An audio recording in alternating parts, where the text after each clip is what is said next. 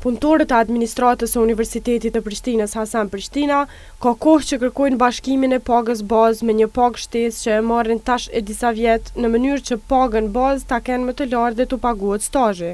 Punonjësit e administratës madje kishin deklaruar se do të presin vetëm derisa të zgjedhet rektori i ri i UP-s për të filluar greva dhe bojkotimin e punës, duke kërkuar një gjë të tillë. Mirëpo, as rektori i ri duket se nuk ka zgjidhje për ta.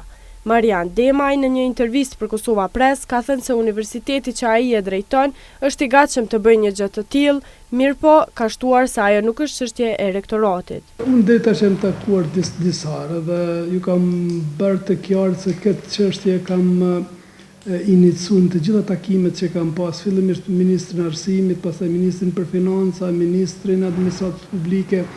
Dhe kjo është një punë që nuk mund ta kryejmë. Na jemi të gatshëm që të gjitha implikimet buxhetore që dalin që punëtorët administratës, siç thuni ju, kanë pagën, po kanë shtesën të dyja të mbledhë dhe të pagu stazhi.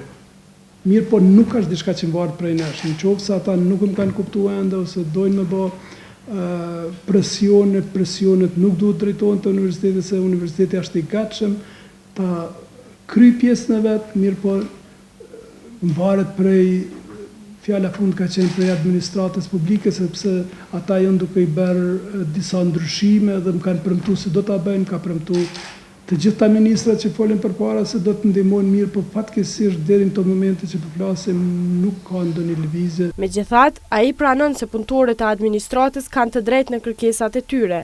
Madje, ai thotë se nëse vendosin institucionet përgjegjëse, UP-ja është e gatshme ta mbulojë atë me buxhet.